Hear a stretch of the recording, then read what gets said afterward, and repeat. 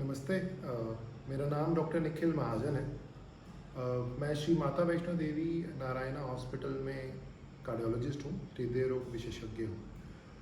आज लाइव आने का जो मकसद है वो ये है कि कोरोना वायरस कोविड-19 जिससे अभी हम पूरा वर्ल्ड जूझ रहा है, उसके बारे में मैं आपको अवेयर करना चाहता हूँ कि हम डिज़ीज़ को कैसे डायग्नोज करते हैं, कैसे हम कैटेगराइज करते हैं और हम क्या क्या ट्रीटमेंट ऑप्शंस हमारे पास अवेलेबल है, हम कैसे इंसान को ठीक कर सकते हैं। इसके लिए आपको डॉक्टर होना ज़रूरी नहीं है। ऑब्वियसली आप घर में ही सब मैनेज कर रहे हैं, तो क्या क्या आपको करना है, क्या क्या नहीं करना है, वो सब मैं आपको बताना चाहता हूँ।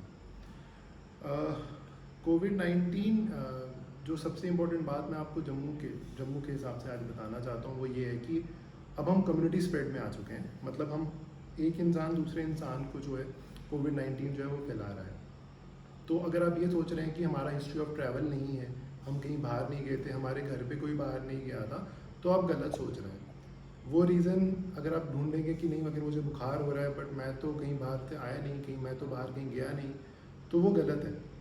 सबसे इम्पॉर्टेंट बात तो ये है जो अपने मन से आप निकाल दीजिए। तो क्या सिम्टम्स हैं जो मुझे लगता है कि आपको पता होने चाहिए। जब आपको ये सिम्टम्स होते हैं तो आपको तुरंत अपना टेस्ट जो है वो करवाना है।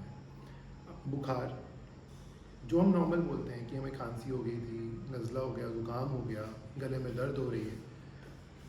बुखार बहुत ज़्यादा नहीं। अगर आपको मॉर्निंग में 99 से ज़्यादा और इवनिंग में 100 के अराउंड अगर फीवर आ रहा है तो वो बुखार है। 99 से ज़्यादा या 99.5 100 तक भी इसमें फीवर रहता है। उसके अलावा इसमें सिर दर्द बहुत ज़्यादा होती है और बॉडी एक्स बहुत ज़्यादा होती हैं। तो ये सब बातें आपको पता होनी चाहिए बिफोर मैं इसके आगे बढ़ूँ। इस बार ही हमारे सीजनल जो कफ था, मतलब जो नॉर्मल हम बोलते हैं कि कोल्ड कफ हो गया जी, हमें इस बारी मतलब हर बारी मौसम बदलता है तो कफ हो जाता है, वो हुआ नहीं है इस बार। बिकॉज हम सब इतने अवेयर थे कि हम कोविड-19 से गुजर रहे हैं, तो हम सब ने मास्क बहुत ज़्यादा फ्रीक्वेंटली पहने हैं, तो उस वजह से कॉमन कोल्ड फैला नहीं है। तो अगर ये सिम्टम्स आपको हो रहे हैं तो ये सजेस्ट कर रहे हैं कि आपको कोविड-19 हुआ है। और इसमें जो कोविड-19 को खुद मैंने अंडरगो किया है, तो मैं आपको ये बता सकता हूँ कि जितनी जल्दी हम इसको डायग्नोज कर लें उतना ज़्यादा चांसेस है कि हम उसको ट्रीट कर सकते हैं। अगर आपको इन सब में से कोई भी सिम्टम आप एक्सपीरियंस करते हैं, जिसमें मैंने आपको बताया फीवर होना, सोर थ्रोट होना, हेडेक होना, लॉस ऑफ स्मेल नहीं आना, टेस्ट नहीं आना, गला खराब हो जाना, या हेडेक होना या बॉडी एक्स होना, अगर आपको ये सिम्टम्स, आप इसमें से कोई भी आप सिम्टम एक्सपीरियंस कर रहे हैं तो तुरंत अपना कोविड-19 टेस्ट करवाइए। अगर आपका टेस्ट पॉजिटिव आता है तो बहुत ही बढ़िया, क्योंकि वो रैपिड टेस्ट है, वो बहुत जल्दी आपको 15 मिनट में टेस्ट की रिपोर्ट आ जाती है। अगर आप नेगेटिव भी आते हैं तो अपना RT-PCR ज़रूर करवाइए, बिकॉज रैपिड टेस्ट उन्हीं में पॉजिटिव आता है जिनमें वायरस का जो मात्रा है, वायरल लोड जो है वो बहुत हाई है। अगर आप नेगेटिव आते हैं तो अपना RT-PCR के लिए सैंपल ज़रूर दीजिए, क्योंकि इन दैट केस ऐसा हो सकता है कि आप रैपिड में नेगेटिव आए हैं लेकिन आप RT-PCR में पॉजिटिव आ जाएँ। एक बार ही अगर आप डायग्नोज हो गए कि आपको ये डिज़ीज़ है, तो इस डिज़ीज़ के कुछ रिस्क फैक्टर्स हैं।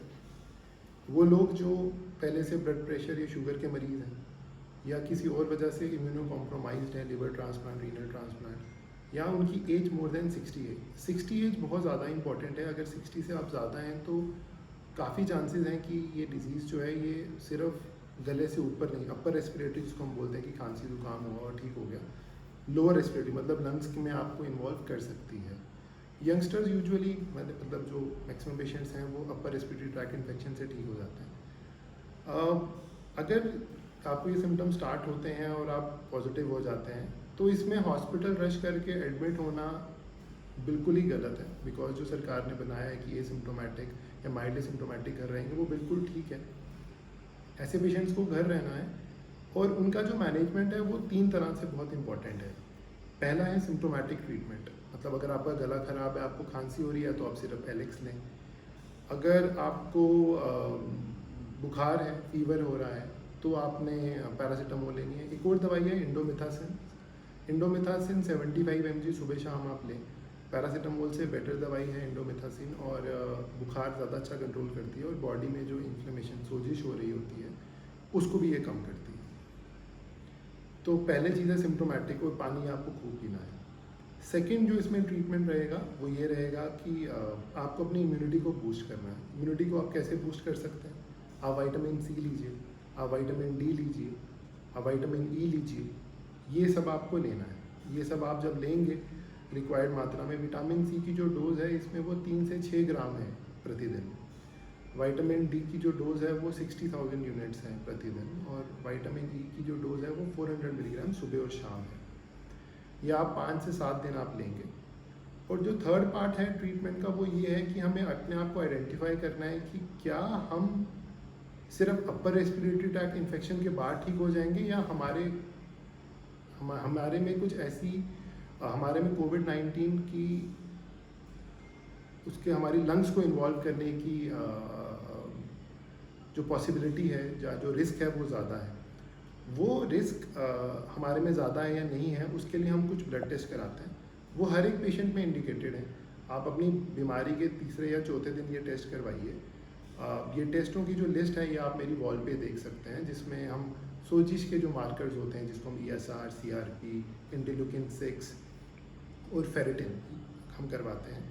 ये सब हम करवाते हैं ये देखने के लिए कि हमारी बॉडी में सोजिश ज़्यादा है या नहीं। इसके अलावा हम डी डाइमर एक टेस्ट होता है वो करवाते हैं देखने के लिए कि क्या हमारे लंग्स जो हमारे फेफड़े हैं उनकी आर्टरीज में ब्लॉकेज होना स्टार्ट तो नहीं हो गई है।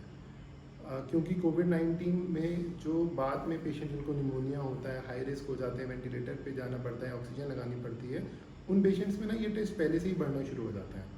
तो मैंने आपको बताया मैनेजमेंट के 3 एस्पेक्ट्स हैं। पहला सिम्प्टोमेटिक रिलीफ, दूसरा ये कि हम अपना इम्यूनिटी को बूस्ट करें, थर्ड ये कि हम कुछ ब्लड टेस्ट कराएं और हमें ये पता लगे कि क्या हम प्रोन हैं सिवियर डिजीज़ के लिए, बिकॉज अभी तक मैंने जो आपको ट्रीटमेंट बताया है वो माइल्ड डिजीज़ का बताया है।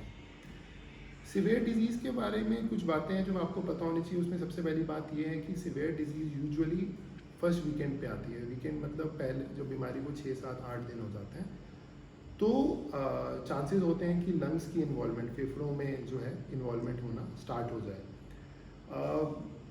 उसके अलावा मैंने आपको बताया तो ड्यूरेशन इंपॉर्टेंट है। सेकंड मैंने आपको कुछ ब्लड टेस्ट बताए हैं जिससे हम प्रोन हो सकते हैं कि हमें पता लग जाएगा कि यार हमारा तो सिवियर डिजीज़ हो सकता है।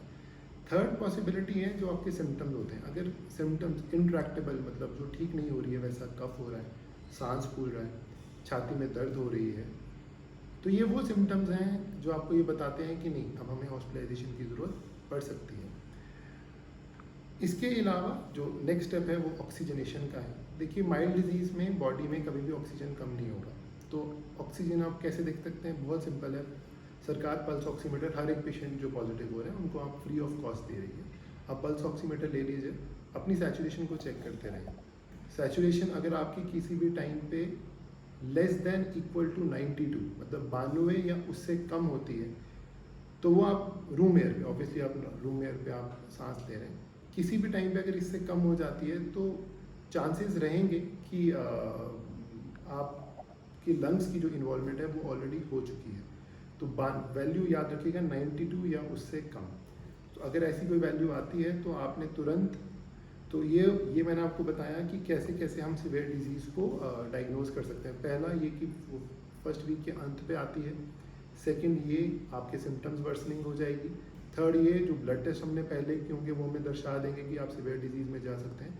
चौथा ये कि जब आप अपनी सैचुरेशन चेक करते हैं तो वो 92 या उससे कम आना शुरू हो जाएगी।